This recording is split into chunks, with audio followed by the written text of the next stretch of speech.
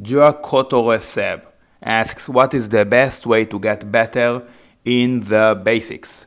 The basics refers to the simple bodyweight exercises, often the ones that most of us started training with. This is the push-ups and the rows, the chin-ups, pull-ups, and the dips. Often the chin-ups and the dips being the primary ones. The best way to improve the basics is to do them frequently, and they are exercises that can be trained quite frequently because they are not as stressful on the joints. Train them as frequently as you can. Just make sure that you are not too sore from the previous workout, too fatigued to train them again to have a productive workout. If you're not sore, go at it again. Beginners might find that they can train them 5, 4, 6 times a week. That's what I did when I started calisthenics back in the military. I did push-ups, ab exercises, plank, hanging leg raises, and chin-ups before breakfast, lunch, and dinner, and it worked well. If you are already fairly strong, doing dips and chin-ups with 50% body weight with a dip belt, then probably training them twice a week is the sweet spot for you. Frequency helps a lot, and keep doing them even if you are training a different skill like the planche or the front lever. Keep building the raw strength simultaneously. If you are trying to be very strong at the weighted basics in particular, then study what street lifters do, because these guys honestly are the best at it. They push the most dip and chin-up weight ever. We see amazing weights currently done in the sport. Most of them train either about once or twice a week with varying rep ranges, but since it's a 1 rep max sport, if you're trying to increase maximum strength and size, if you're not trying to increase endurance and conditioning, then you will probably range between the 1 to 10 rep range at the upper end. You won't exceed 10 reps as it simply taps into different stimulus, a more endurance style of training that has less relevance to absolute max. I love the basics myself. I think they are integral to the upper body, regardless if I'm focusing on ring strength. If we observe gymnasts, most do the basics routinely, even up to daily. The chin-ups, the rows, the dips, the pull-ups. I believe it's integral to their performance, to their conditioning, a lot of blood flow to the muscles. It helps the joints, it reduces risk of injury, and it builds a lot of muscle mass that can then be carried over into the skill. And I remember that I saw an interview, Gore Nation, with Carlos, one of the best ring athletes. He said that he still trained basics about twice a week alongside his ring training. For me, it makes perfect sense. Basics are something that should be kept within your practice at all times. I still do them 2 to 3 times a week. I go for 5 sets of 10 to 20 reps in the dips and the chin-ups. Sometimes I add weight, but most of the time I just love to do body weight for high reps, and it feels absolutely amazing. Eza Ben Zaken asks, avoiding specificity for accessory and supplemental exercises. Do not tax the movement or just for muscle mass. So specificity means the direct skill training that can be the iron cross, planche, front lever, muscle ups, L-sit, whatever main skill you are training. And the accessory and supplementary exercises are the ones who are supposed to support it. That can be dumbbell, barbell, bodyweight exercises, like curls, pull-ups, push-ups, tricep extension. I wouldn't say avoiding specificity, because we can all agree that specificity is important to learning the skill, correct? Whatever skill you are training, if you want to train the planche, you have to train it in some context. But it is more how we apply specificity that we can maybe debate on.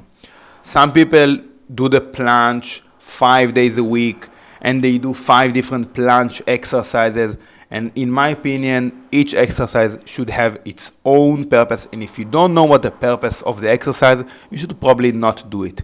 The reality is there is little to no benefit in the third, fourth, fifth exercise of the same movement. Usually 1 or 2 exercises per movement for about 3 sets will get you 80 to 90% of the gains. Beyond that, you are running the risk of overuse injuries, because overuse injuries, they come when you do the same stuff over and over again, stressing the same exact tendon in the same exact way, or the same exact system in the same exact way, and you are disregarding how you feel. So specificity is king. It is simply a matter of how you apply it, and I think that once you already tapped into the specificity, now it's time to do some other work. I go deeper into this style of programming in my book, Beyond Bodyweight. You can get it on Amazon. I think that it really changed the perspective for a lot of people. You have a specific skill that you want to train, and you train it first in your workout when you're fresh. And you usually just have 2 skills in your entire routine, right? You want to have a lot of focus on minimum amount of goals. And then you do the rest of the exercises, the supplementary, the accessories. Now, the idea behind it is you only get to improve what you do in the context of the specific training. So if you are just training the planche, and let's say your limiting factor is your elbows, your elbow flexor are too weak, then you are never training the rest of your body to its fullest capacity, because you are limited by your elbows. Or let's say if you have one limb that is significantly weaker, or has significantly, this is very common, weaker external rotators, you will only train it in the context of bilateral planche training, and you will overcompensate with the stronger side. So how do you expect overcoming that gap if you just train it specifically in the bilateral fashion? This is where all of the rest of the exercises come from. After the specific training, where we already get 80 to 90% of the specific exercise, and we move on to isolation, to solve problem. This is about solving problems. A lot of people get golfer's elbow, correct? A lot of isolation, elbow extension and elbow flexion, hammer curls, tricep extension can help here, prevent injuries, stuff that occur quite frequently in the planche. So it's about problem solving, and here it is slightly different from one person to the other, but I think it's the best way to approach programming for skills long term. Il Kali Joe asks, how and when to cycle? Volume, hybrid, intensity. No, for you junkies out there, he didn't mean steroids, he meant periodization. Now, periodization is a word that we basically couldn't hide from a few years ago. And now it became somewhat overrated, overlooked. Here is a good general rule of thumb. It is highly dependent on the program and the person, but nonetheless, vary your training every 6 sessions of the same kind. This will work for most people. And by varying your training, I mean keep the goal the goal. Don't change the skill. You should, if you're doing street lifting, you should obviously do muscle ups, dips, and pull-ups. If you're doing gymnastic strength, focus on your push and pull skills, but change the intensity, change the rep range. And change the rep range within the context of your main goal. If it's absolute strength, don't just do heavy, hard singles and doubles. Also try triples and sets of 5, even sets of 8 to 10, right? Doing high intensity stuff, short isometric holds, the hardest combinations that you can, breaking PRs, on rings, on skills, feels absolutely the best. That will get you hyped. That's the best also for Instagram Reels, YouTube Shorts. That's the most stimulating sort of content. But it stops. It feels nice until it doesn't. and you feel burnt out, fatigued mentally, maybe central nervous fatigue, and you start feeling the joints more than the muscles. Your joints are slightly aching. Then you want to shift to a moderate intensity, more reps, more blood flow, and you feel how you engage in more muscles, activating through the movement, making your technique look better. And you start visualizing how it will help you in your high intensity stuff. This will work great until it won't. It will stop and you'll want to break PRs again. What I'm saying at the end of the day is there is good benefit, there is good use in doing different intensities, different types of rep ranges. So use both. Now, how exactly and when to do it really depends on the person and the program, but try to make it intuitive because no one can give you out there the precise answer for you. Try to make it intuitive. You can live by the rule of thumb that I gave you, every 6 workouts of the same kind. Do it to begin with, but if for some reason you're someone who is craving more variation, do it on the 4th session. See how you feel. As long as you keep the goal, as long as you stick to the same movements and you don't change them, which is perhaps the most common mistake in strength training or calisthenics in particular, you'll be fine. You'll be fine if you change it from 1 to 5 to 10 reps. As long as you keep it within the context of the same movement, you are getting stronger. I am really not sure how to pronounce this name. Saklas asks, how do I know if I'm overeating or undereating? Is calorie counting essential? Well, allow me to start with the latter. We absolutely know, in fact, that counting calories is not essential because the greatest bodybuilders and strength athletes of the bronze, silver, and golden era, we are talking about the 1920s all the way up to 1990s, didn't, in fact, count, measure, or weigh or log their food. They achieve physique and performance success following nutrition principles, not precise numbers. Principles like eating whole sources, single ingredient foods, eating high quality, high amount of animal sources of protein, eating vegetables and fruits, eating a certain amount of meals per day.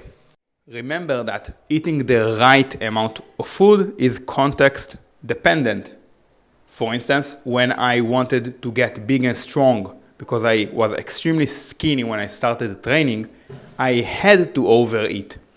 You don't add muscle mass and size going from 58 kilograms to 80 kilograms eating at maintenance calories consistently, right? You have to overeat. You have to eat in a surplus day in, day out. And I made sure that I ate in a calorie surplus. I made sure that I weighed myself and saw gradual increase in my body weight slowly over time as I crush weights at the gym to make sure the muscle mass stimulus is there when I'm overfeeding myself.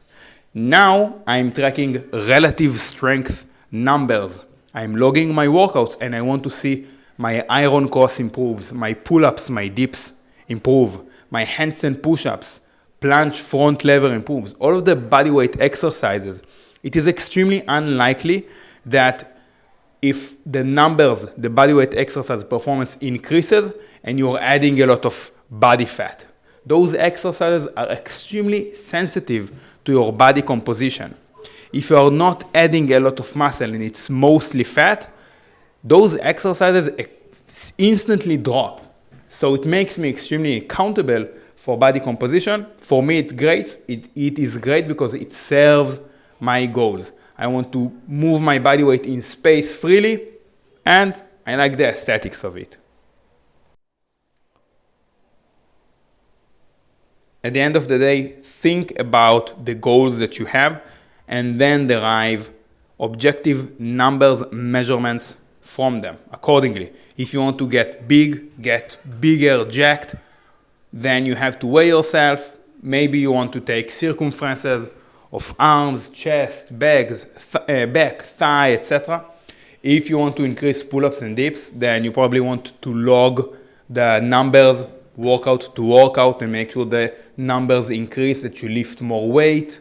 If you want to run faster or run longer, then those are different numbers, different measurements, and nutrition is there to support performance and just overall life health goals. Thank you for listening, everyone. Again, if you are looking for training program for bodyweight strength and size and online coaching under my guidance, check the link in the description, thebodyweighttribe.com. Like, save, share, support, subscribe to the video only if you love the video. See you next time.